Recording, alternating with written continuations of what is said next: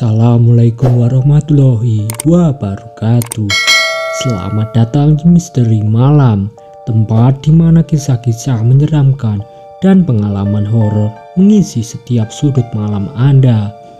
Kami di sini akan menceritakan kejadian horor saat perjalanan ke pelosok desa membawa logistik, di mana seorang supir dan temannya mengalami kejadian-kejadian yang tak bisa dijelaskan dengan akal sehat. Jangan lupa untuk like, comment, and subscribe, dan aktifkan juga lonceng notifikasi agar tidak ketinggalan cerita yang lebih menarik berikutnya. Jika kalian punya cerita horor, bisa mengirimkan ke email kita. Tanpa lama-lama, lanjut saja ke ceritanya. Pada sore itu, langit mulai memerah ketika Yoyok dan Sugeng menerima perintah dari bos mereka. Kalian harus mengantar sembako ke desa Bukit Harapan malam ini juga, ujar sang bos dengan nada tegas. Pria itu saling berpandangan, menyadari tantangan besar yang menanti mereka.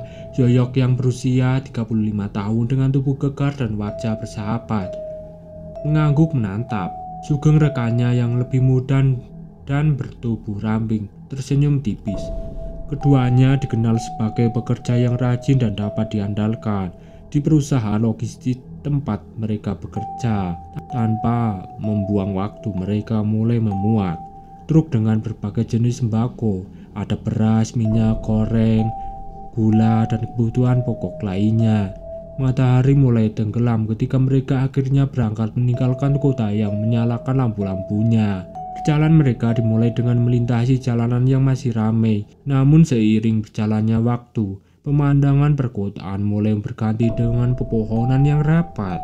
Jalanan beraspal berubah menjadi jalanan setapak yang berbatu, menguji kemampuan mengemudi Yoyok dan Sugeng yang berpengalaman. Sugeng, tolong lihat peta lagi, perintah Yoyok sambil tetap fokus pada jalan berliku di depannya.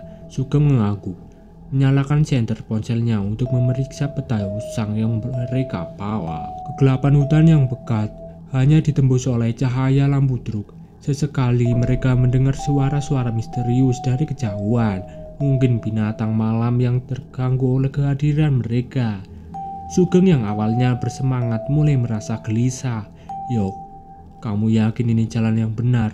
tanya Sugeng dengan suara bergetar. Menenangkan dirinya Sugeng, "Tenang Geng, kita sudah hampir setengah jalan. Ingat, ada orang-orang yang menunggu kita." Setelah hampir 3 jam perjalanan, mereka mulai mendekati lereng bukit. Jalan semakin curam dan berliku, membuat truk mereka kadang tergelincir pada tanah yang lembab.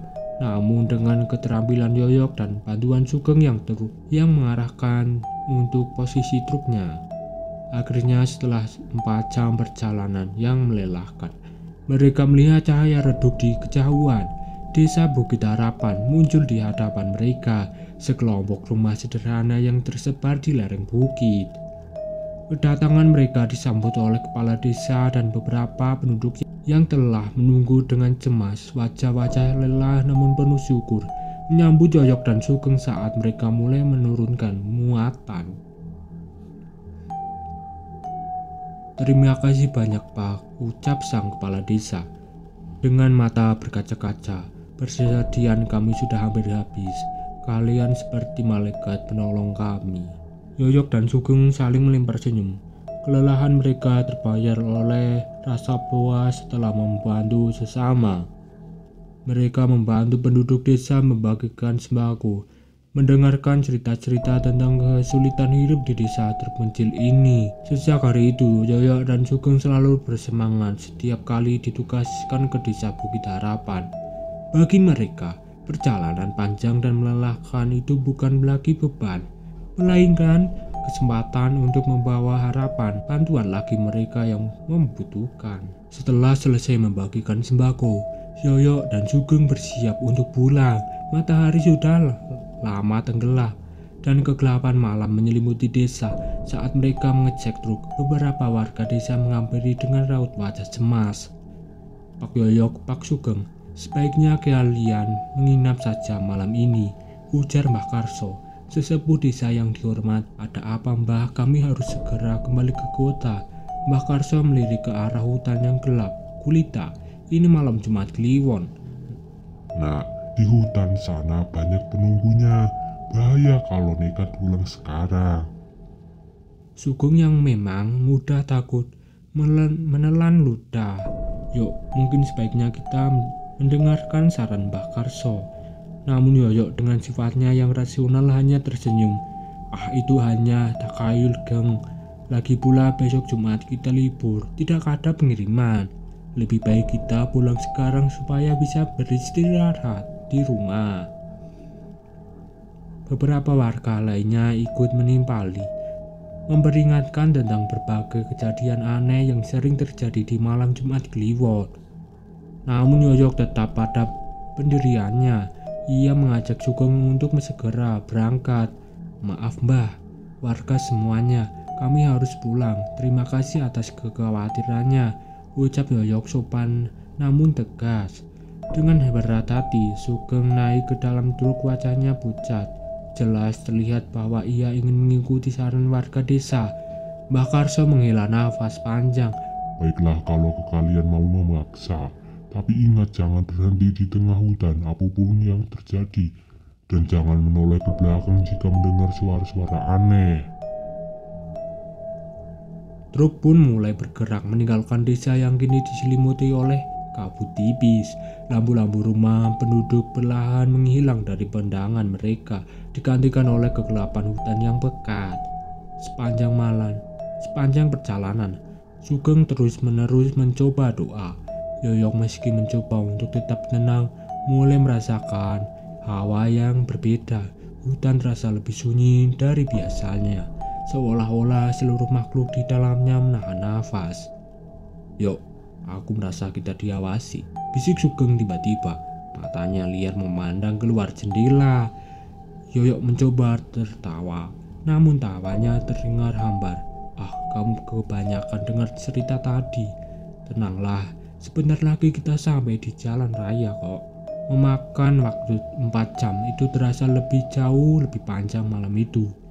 Jalanan yang mereka lalui seolah berubah dengan tikungan-tikungan yang tak mereka kenali sebelumnya. Yuk, apa kau yakin ini jalan yang benar? Tanya Sugeng dengan suara bergetar. Yoyok mulai merasa ragu, namun ia tetap mau mengakuinya. Tentu saja Geng, mungkin karena malam jadi terasa beda. Mereka terus melaju dalam keheningan yang mencekam, dengan harapan segera keluar dari hutan yang kini terasa asing dan mengancam. Jam pada di dashboard truk menunjukkan pukul 19.30. Ketika Yoyok dan Sugeng tiba di sebuah persimpangan yang tak mereka kenal, keduanya terdiam, kebingungan jelas terpancar di wajah mereka. Yuk, aku tak ingat ada persimpangan seperti ini waktu kita berangkat tadi, ucap Sugeng, suaranya bergetar. Yoyok mengerutkan dahi, matanya menyipit, memandang ketiga arah jalanan yang terbentang di hadapan mereka. Kabut tipis mulai turun membuat jarak pandang semakin terbatas. Ketiga jalanan itu tampak identik, sempit, berbatu dan diampit oleh hutan lebat di kedua sisinya. Aku juga tak ingat Geng, akhirnya Yoyok mengakui. Tapi kita harus memilih, tak mungkin kita diam di sini semalaman. Mereka terdiam sejenak, berdiskusi dengan suara rendah. Pohon-pohon besar di sekitar mereka seolah-olah mendengarkan dengan daun yang bergerak tanpa angin. Bagaimana kalau kita lurus saja yuk, usul Sugeng. Akhirnya rasanya itu pilihan paling aman. Yoyok mengangguk setuju. Ia menghidupkan kembali mesin truk yang sempat dimatikan dan mulai melaju ke jalan lurus di hadapan mereka. Begitu memasuki jalan itu, suasana berubah drastis. Hutan di kiri dan di kanan jalan menjadi lebih rapat dengan pohon-pohon besar yang seolah-olah mencondongkan batangnya ke arah jalan. Tiba-tiba di tengah deru mesin truk mereka mendengar suara-suara aneh. Awalnya hanya sanyup-sanyup, Namun semakin lama semakin jelas. "Yuk, kau dengar itu?" tanya Sugeng, wajahnya pucat. Yoyok mengangguk kaku, tangannya menggenggam erat setir truk. Suara itu terdengar seperti campuran antara tangisan anak kecil dan tawa melengging yang mengerikan. Sesekali mereka juga mendengar suara langkah berat yang sedang mendekat seolah-olah mengikuti mereka. "Jangan hiraukan, Geng. Pasti cuma suara binatang malam." Yoyok mencoba menenangkan meski suaranya sendiri bergetar. Sugeng mulai kumat kamit membaca doa, matanya terpancang erat. Sementara itu, Yoyok berusaha fokus pada jalan di depan yang semakin gelap dan berliku. Cahaya lampu terus menerangi jalan sempit itu, menciptakan bayangan-bayangan aneh dari pepohonan di sekitarnya. Beberapa kali Yoyok merasa lebih sosok-sosok gelap yang bergerak cepat di antara pepohonan, tapi ia mencoba meyakinkan diri bahwa itu hanyalah ilusi akibat kelelahan. Suara-suara aneh itu terus terdengar, kini diselingi oleh bisikan-bisikan yang seolah memanggil nama mereka. Hutan di sekeliling mereka seakan hidup dengan dahan dan pohon yang bergerak-gerak seperti hendak menggapai truk. "Yuk, aku takut," bisik Sugeng. Suaranya nyaris tak terdengar. "Rasanya kita tidak sendirian di jalan ini." Yoyok tidak menjawab. Ia terfokus, mengemudi dan melawan rasa sendiri. Dalam hati ia mulai menyesali keputusannya untuk tidak menginap di desa tadi. Truk terus melaju di jalan seolah tak berujung itu, diiringi suara-suara mengerikan dari hutan yang semakin jelas. Yoyok dan Sugeng hanya bisa berharap mereka akan segera keluar dari situasi mencekam ini. Setelah beberapa saat berkendara, Yoyok akhirnya menepikan truk di sisi jalan yang sedikit lebar. Napasnya terengah-engah, keringat dingin membasahi dahinya. "Geng, aku rasa kau benar," kata Yoyok dengan suara pelan. "Kita harus kembali ke desa." Sugeng mengangguk cepat, wajahnya pucat. "Iya, Yok. Lebih baik kita menginap di desa sana, pulang besok pagi saja." Mereka berdua terdiam sejenak, mendengarkan suara-suara aneh yang masih terdengar dari kegelapan hutan di sekeliling mereka. Suara tawa melengking yang mengerikan itu kini bercampur dengan suara geraman yang rendah membuat bulu kuduk mereka berdiri. "Si," kata Yoyok berusaha terdengar tenang meski katanya gemetar saat memegang setir. Truk kembali melaju perlahan. Yoyok menyipitkan matanya, berusaha menemukan area yang cukup lebar untuk bermanuver. Setelah beberapa menit, mereka menemukan sebuah belokan yang tampak sedikit lebar. "Kurasa di sini cukup, Yok," kata Sugeng, suaranya penuh harapan. Yoyok mengangguk dan mulai mengarahkan truk untuk berputar. Namun begitu roda belakang truk keluar dari jalanan, mereka merasakan truk mulai tergelincir. "Sial, tanahnya licin," seru Yoyok berusaha mengendalikan kendaraan besar itu. Tapi sia-sia, roda truk terus berputar, tidak mendapat cengkraman di tanah yang basah dan berlumpur itu. Truk itu perlahan-lahan mulai merosot ke arah tepian jalan yang lebih rendah. "Yuk, kita terjebak," teriak Sugeng panik. Tepat saat itu mesin truk tiba-tiba mati. Keheningan yang mencekam langsung menyelimuti mereka. Dalam kesunyian itu mereka mendengar sesuatu yang membuat darah mereka seolah membeku. Suara tangisan lirih seorang anak kecil. Kau dengarnya?"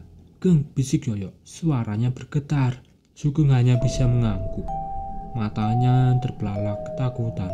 Tangisan itu terdengar begitu dekat, seolah-olah berasal dari belakang mereka. "Tolong," suara anak kecil itu terdengar di antara isak tangisnya. "Aku takut, tolong aku." Yoyok dan Sugeng saling berpandangan. Dilema tergambar jelas di wajah mereka. Haruskah mereka mengabaikan suara itu atau memberanikan diri untuk memeriksa? "Mungkin ada anak yang tersesat, Yok," kata Sugeng ragu-ragu. Yoyok menelan ludah. Tapi bagaimana jika ia tak melanjutkan kalimatannya? Mereka berdua tahu apa yang ada di pikiran masing-masing. Bagaimana jika itu bukan anak sungguhan? Tangisan itu semakin keras diselingi memilukan. Paman, tolong aku. Aku takut di sini. Yoyok dan Sugeng saling pandang dengan wajah tegang. Kita harus memperbaiki mesin ini, Geng, kata Yoyok dengan suara pelan namun tegas. Ayo kita cek. Dengan tangan gemetar mereka membuka pintu truk dan turun. Tanpa mereka sadari, di belakang truk berdiri sosok anak kecil dan wanita yang berlumuran darah. Kedua sosok itu menatap Yoyok dan Sugeng dengan pandangan dingin yang menusuk. Namun anehnya kedua pria itu sama sekali tidak menyadari kehadiran mereka. Yoyok dan Sugeng langsung menuju bagian depan truk, fokus pada tugas mereka untuk memeriksa kabel-kabel. Mereka membuka kap mesin dengan hati-hati. Coba periksa akinya, Geng, instruksi Yoyok. Sugeng mengangguk. Tangannya yang gemetar saat memeriksa aki. Tiba-tiba matanya membalak. Yuk, kabelnya putus. Yoyok mengerutkan dahi, kebingungan. Putus? Bagaimana bisa? Mereka berdua terdiam sejenak, merasakan keanehan situasi ini. Namun dorongan untuk segera pergi dari tempat itu mengalahkan rasa ingin tahu mereka. Sudahlah, kita perbaiki saja secepat-cepatnya, kata Yoyok, suaranya yang bergetar. Dengan tergesa-gesa, mereka memperbaiki kabel yang putus. Dengan tangan mereka bergerak cepat, sesekali melirik ke sekitar dengan waspada. Entah mengapa mereka merasakan hawa dingin yang menusuk, seolah-olah ada yang mengawasi dari kegelapan. Setelah beberapa menit yang terasa seperti selamanya, akhirnya kabel tersambung kembali. Ayo coba starter, yuk, seru Sugeng. Yoyok segera melompat ke kursi pengemudi dan memutar kunci. Untuk sesaat tidak ada yang terjadi. Lalu dengan suara mengerung keras, mesin truk akhirnya menyala. Teriak mereka berdua bersamaan. Tanpa membuang waktu, Sugeng melompat masuk ke dalam truk. Yoyok langsung menginjak gas dalam-dalam. Roda truk berputar. Awalnya tergelincir di tanah yang basah, namun akhirnya mendapat cengkraman. Truk melaju kencang meninggalkan tempat mengerikan itu. Dari kaca spion untuk seperdetik, Yoyok seolah melihat dua sosok berdiri di tengah jalan. Seorang anak kecil dan wanita berlumuran darah. Dengan jantung berdebar kencang, mereka terus melaju hingga akhirnya tiba kembali di persimpangan. Kali ini tanpa ragu-ragu mereka memilih jalan yang mereka yakini akan membawa mereka kembali ke desa. Yuk, apa yang sebenarnya terjadi pada tadi? Tanya Sugeng, suaranya masih bergetar. Matanya tetap fokus pada jalan. Entahlah, Geng, yang penting kita sudah keluar dari sana. Kita kembali ke desa saja, menginap malam ini. Yoyok dan Sugeng melaju dalam keheningan. Hanya deru mesin truk yang memecahkan kesunyian malam. Keduanya masih tenggang. Sesekali melirik ke kaca spion, khawatir akan apa yang mungkin mengikuti mereka. Setelah beberapa jam perjalanan yang terasa sangat panjang, tiba-tiba mencengkram lengan Yoyok. Yuk, lihat itu, serunya dengan suara tercekik. Di depan mereka, tepat di tengah jalan, berdiri sosok yang membuat darah mereka seolah membeku.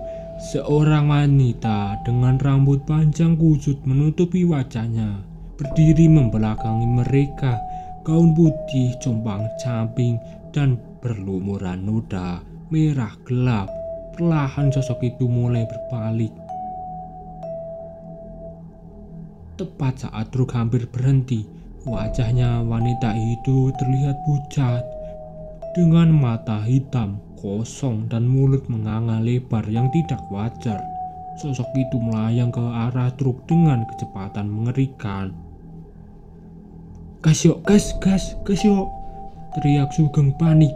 Tanpa pikir panjang, Yoyok menginjak pedal gas dalam-dalam. Truk melesat menembus sosok mengerikan itu yang langsung lenyap dalam kepulan asap. Yoyok menggeleng tangannya erat, mencengkram setir. Entahlah, Geng, Yang penting kita harus jalan. Mereka terus melanjut tanpa berani mengurangi kecepatan. Setelah beberapa saat yang terasa seperti selamanya, akhirnya mereka melihat cahaya redup di kejauhan. Itu pasti desa. Seru Sugeng kelegaan jelas terdengar dalam suaranya. Benar saja, tak lama kemudian mereka memasuki gerbang desa Bukit Harapan. Beberapa warga yang masih terjaga tampak terkejut melihat kedatangan mereka. Yoyok menghentikan truk di depan rumah kepala desa. Ia dan Sugeng turun dengan kaki gemetar, wajah yang pucat. Mbah Karso menghela nafas panjang, wajahnya serius. Sudah kubilang malam Jumat Kliwon bukan waktu yang baik untuk perjalanan. Ayo masuk saja, kalian perlu istirahat, besok pagi ceritakan pengalaman kalian. Dengan lega Yoyok dan Sugeng mengikuti Mbah Karso masuk ke dalam rumah. Meski masih syok dengan pengalaman mereka, setidaknya kini mereka merasa aman di desa ini. Cerita tamat, jangan lupa untuk like, comment, and subscribe. Dan nyalakan lonceng notifikasinya agar tidak ketinggalan cerita-cerita berikutnya yang lebih menarik. Jika kalian memiliki cerita yang sangat menarik, bisa kirimkan ke email kami di kolom deskripsi. Terima kasih.